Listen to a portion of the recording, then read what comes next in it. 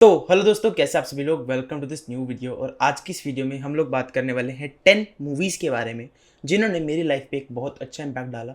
And मैं चाहता हूं कि वो आपकी लाइफ पे भी एक बहुत अच्छा इंपैक्ट लेकर आए। इन 10 मूवीज़ के थ्रू हम लोग 10 लर्निंग्स के बारे में जानेंगे जो आप लोगों की लाइफ में अच्छा चेंज ला सकती हैं। तो बिना देर किए चलिए शुरू करते हैं। तो जो सबसे पहली मूवी होगी वो हमें सिखाएगी कि हमारी एज कभी भी मैटर नहीं करती है। अगर हमें किसी बड़ी से बड़ी चीज़ को भी अचीव करना है तो वो भी हम किसी भी एज में कर सकते हैं।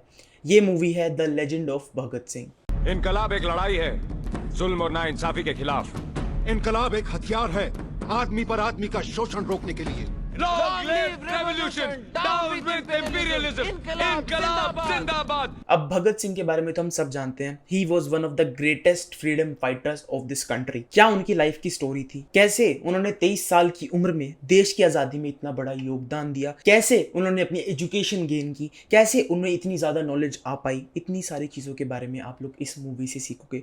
ये मेरी पर्सनल फेवरेट मूवी है। इस मूवी को देख के आप लोगों को 100 बार रोना आएगा, क्योंकि इस मूवी के अंदर इतनी ज़्यादा ब्रूटल चीज़ें दिखाई हुई हैं जो अंग्रेज़ों ने भारतीयों के साथ की थी उस समय में, और कैसे हमारे फ्रीडम फाइटर्स ने स्ट्रगल किया था हमारे देश को आज़ाद करवाने के लिए। इस मूवी के अंदर हमें इन सब चीज़ों के बारे में जानने को मिलता है, और इस मूवी से हमें प्रेरणा मिलती है कि हम किसी भी एज के हों, चाहे हम 13-14 साल के हों, 21-22 साल के हों, 80-90 साल के क्यों ना हो, फिर भी हम कुछ बड़ा अचीव कर सकते हैं। एक तरफ महात्मा गांधी, जवाहरलाल नेहरू जैसे बंदे थे जो कि बहुत ज़्यादा एक्सपीरियंस थे, लेकिन उनके बीच भगत सिंह ने कैसे अपनी जगह बनाई, कैसे उन्होंने हमारे देश को आज़ाद करवाने में इतनी बड़ी भूमिका निभाई। इस मूवी के अंदर हमें इन सब चीज़ों के बारे में जानने को मिलेगा। एंड ये मूवी बहुत ज़्यादा मोटिवेशनल मूवी है। इस मूवी के अंदर अगर आप लोग एक बार भी नहीं रहे ना तो मेरे को कमेंट में आके गालियाँ लिख देना, क्योंकि इस मूवी को इसी तरीके से बनाया गया है कि आप लोगों को इमोशनली इम्पैक्ट कर सके ये मूवी। तो आप लोगों को ये मूवी डेफिनेटली देखनी चाहिए। ये मेरी पर्सनल फेवरेट मूवी है एंड मैं सभी को रिकमेंड करता हूँ ये मूवी देखने के लिए। उसके बाद जो दूसरी मूवी है वो है हवाईजादा। जब ईंधन उबलेगा ना तो फड़फड़ करके इंजन की आवाज आएगी, फिर ये घूमेगा हवा को काटता हुआ। हवाई जहाज हवा के दबाव के कारण आगे जाने की बजाय सीधा फुर्र ऊपर उड़ेगा। सगड़े टालियां आवाजें बना रहे। हवाईजादा कहानी है एक पागल इन्वेंटर की एंड उसके एक स्टूडेंट की, जिन्होंने मिलके देश का पहला एयरप्लेन बनाया, या यूं कहूं कि दुनिया का पहला एयरप्लेन बनाया। आज हम लोग राइट ब्रदर्स को जानते हैं कि उन्होंने सबसे पहला एयरप्लेन बनाया था दुनिया के अंदर, लेकिन हम भारतीय भी नहीं जानते कि इस दुनिया का सबसे पहला हवाई जहाज इंडिया में बनाया गया था बाय शिवकर तलपड़े। हम लोग राइट ब्रदर्स को बहुत ज़्यादा अप्रिशिएट करते हैं कि उन्होंने एयरप्लेन जैसी चीज़ बनाई जिसके थ्रू हमारी ट्रैवलिंग ईजी हो गई। हमें किसी भी जगह पे जाना है, हम लोग 2 से 3 घंटे में वहाँ पे पहुँच सकते हैं। लेकिन इस चीज़ का जो भी सारा क्रेडिट है, जो भी पहला एयरप्लेन बनाने का सारा क्रेडिट है, वो सारा शिवकर तलपड़े को जाता है। ये मूवी उस बंदे के बारे में है जिसकी कहानी के बारे में कभी ब्रिटिशर्स ने आगे आने नहीं दिया। एंड इस कहानी के थ्रू आप लोग अगर इन्वेंशंस करना चाहते हो आगे जाके फ्यूचर में, आप लोग एक साइंटिस्ट बनना चाहते हो, तो आप लोगों को ये बहुत ज़्यादा मोटिवेट कर सकते हैं मूवी। मेरे को पर्सनल मोटिवेशन इस मूवी से मिली थी, तो आप लोगों को ये मूवी डेफिनेटली देखनी चाहिए। उसके बाद जो थर्ड मूवी है वो है हवा हवाई। चाय कड़क डबल शक्कर मलाई वाल के। जब मैं उन छोटे बच्चों को स्केट्स पर उड़कर मेडल जीतते दिखता हूँ ना दादा, मैं वर्ल्ड कम से लाई। इस मूवी में हमें दिखाया जाता है कि कैसे हमारी आर्थिक स्थिति कभी भी मैटर नहीं करती है अगर हमें कुछ बड़ा करना होता है। तो इस मूवी में हमें एक छोटे बच्चे का एग्जाम्पल दिखाया जाता है जो कि स्लम्स के अंदर से होता है, लेकिन उसका एक ड्रीम होता है स्केटिंग करने का।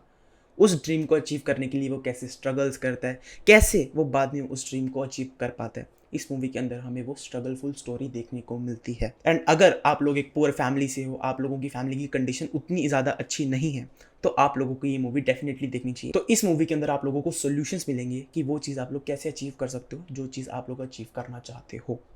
तो आप लोगों को ये मूवी डेफिनेटली देखनी चाहिए। एंड ये मूवी मैं आप सबको रिकमेंड करता हूँ देखने के लिए, क्योंकि ये अगर आप लोग एक टीनेजर हो, अगर आप लोग अपने यंग एज के अंदर हो, तो आप लोग इस मूवी के थ्रू बहुत सारी नई नई चीज़ें सीख पाओगे। आप लोग सीख पाओगे कि एक छोटी एज में मैच्योर कैसे हुआ जाता है। उसके बाद जो फोर्थ मूवी है वो है Kesari.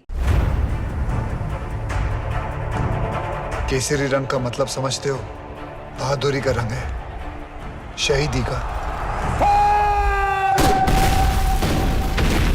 Kesari is a story about braveness. कैसे उन 21 सिखों ने 10,000 अफगानियों के साथ फाइट की एंड उनको उनके मकसद के अंदर कामयाब होने नहीं दिया। इस मूवी के अंदर आप लोगों को बैटल ऑफ सारागढ़ी के बारे में बताया जाएगा, जो कि इस दुनिया की सबसे खतरनाक बैटल्स में से एक थी। इस मूवी ने भी हमें पेट्रियटिज्म के बारे में सिखाया कि कैसे उन 21 सिखों ने अंग्रेज़ों के लिए फ़ाइट नहीं करते हुए उन्होंने अपने खुद के लिए फ़ाइट की, उन्होंने अपने देश के लिए फ़ाइट की। इस मूवी के थ्रू हम लोग वो ब्रेवनेस सीख पाएंगे, हम लोग वो पेट्रियटिज्म अपने अंदर ला पाएंगे। कैसे उन 21 सिखों ने 10,000 अफगानियों के साथ फाइट करने का निर्णय लिया, कैसे उनको अपने मकसद में फेल कर दिया, एंड कैसे आप लोग भी अपनी बड़ी से बड़ी प्रॉब्लम को सॉल्व कर सकते हो, कैसे आप लोग अपनी प्रॉब्लम के सामने सीना तान के खड़े हो सकते हो। इस मूवी के थ्रू आप लोगों को इन सब चीज़ों के बारे में जानने को मिलेगा। उसके बाद जो 5th मूवी है वो है द लेजेंड ऑफ बुद्धा। ये एक एनिमेटेड मूवी है जिसके अंदर हमें भगवान बुद्ध की बायोग्राफी के बारे में बताया जाता है।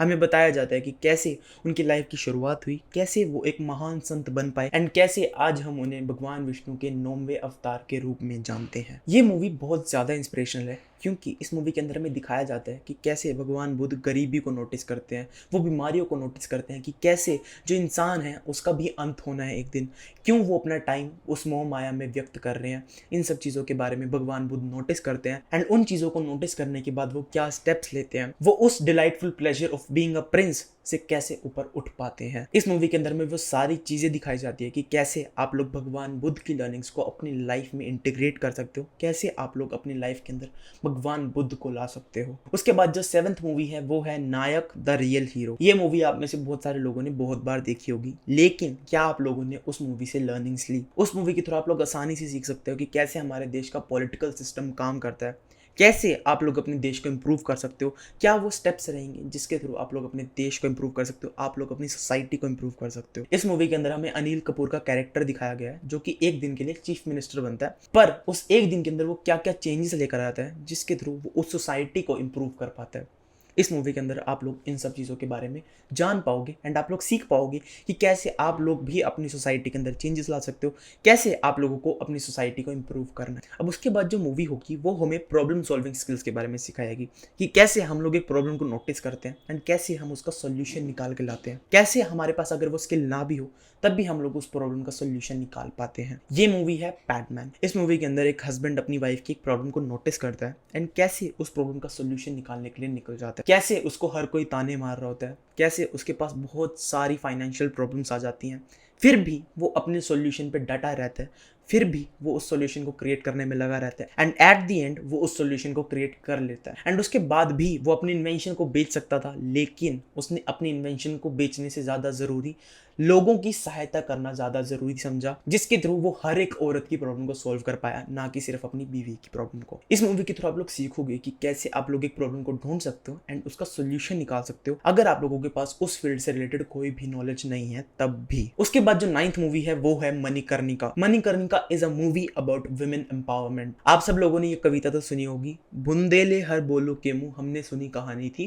खूब लड़ी मर्दानी वो तो झांसी वाली रानी थी। इस मूवी के अंदर हम लोग देखते हैं कि कैसे महारानी लक्ष्मीबाई झांसी एम्पायर को खड़ा कर पाई, कैसे वो सिंगल हैंडेडली अंग्रेजों से लड़ पाई एंड कैसे वो देश की पहली फ्रीडम फाइटर्स में से एक कहला पाई। इस मूवी के थ्रू आप लोग इन सब चीज़ों के बारे में जान पाओगे, कैसे हमारी लाइफ के अंदर वो स्ट्रगल्स आते हैं। रानी लक्ष्मीबाई ने अपने हस्बैंड को खो दिया था जो कि झांसी के महाराज थे। उसके बाद उनके बेटे की भी डेथ हो गई थी, फिर भी उन्होंने उस प्रॉब्लम को सोल्व किया। उसके बाद उन पर अंग्रेजों ने हमला कर दिया था, उस प्रॉब्लम को भी उन्होंने सोल्व किया। इतनी सारी प्रॉब्लम्स होने के बावजूद भी वो डट कर खड़ी रही।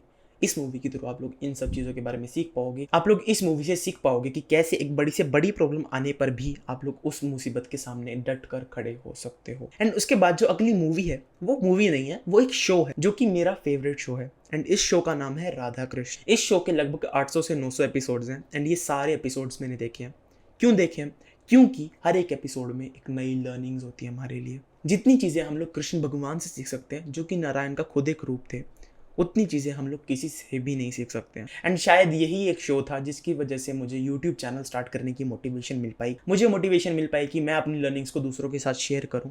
इस शो के थ्रू मैंने ये सारी चीज़ों के बारे में सीखा है। इस शो के थ्रू मैंने सीखा है कि कैसे पैसे से ज़्यादा इंपॉर्टेंट भी कुछ चीज़ें होती हैं एंड ये सब चीज़ें आप लोग तभी सीख पाओगे जब आप लोग इस शो को रेगुलरली देखोगे, तभी आप लोग देख के एनालाइज कर पाओगे कि आप लोगों ने क्या क्या चीज़ें इस शो से सीखी। जब मैं इस शो को नहीं देखता था तब मेरी सोच का लेवल बहुत ज़्यादा छोटा था, लेकिन जब मैंने इस शो को देखना शुरू किया, जब मैं इस शो को रेगुलरली देखने लगा, तब मेरी थिंकिंग का लेवल बढ़ गया एंड मैं एक बड़े लेवल पर देख पाया कि कैसे हम लोग चीज़ों को इवॉल्व कर सकते हैं, हम लोग कैसे खुद को इवॉल्व कर सकते हैं, हम लोग कैसे कृष्ण भगवान की तरह बन सकते हैं। इस शो के थ्रू आप लोगों को ऐसी बहुत सारी लर्निंग्स मिलेगी एंड आप लोग भी एक अच्छे मनुष्य बन पाओगे। तो ये तो थे हमारे पास 10 मूवी और शोज जो आप लोगों को देखने चाहिए अगर आप लोग अपनी लाइफ में अच्छा करना चाहते हो। इन शोज के बगैर भी आप लोग अच्छा कर सकते हो, लेकिन इन द शोज की वजह से मेरी लाइफ पे एक बहुत अच्छा इंपैक्ट आया था एंड आई थिंक कि ये शोज आपकी लाइफ में भी एक अच्छा इंपैक्ट ला सकते हैं, तभी इन चीजों के बारे में मैंने आप लोगों को बताया। आई होप आप लोगों को ये वाली वीडियो पसंद आई होगी। अगर पसंद आई है तो इस वीडियो को लाइक जरूर कर देना, चैनल को सब्सक्राइब कर देना एंड मैं आप लोगों को मिलूंगा नेक्स्ट वीडियो में। तब तक के लिए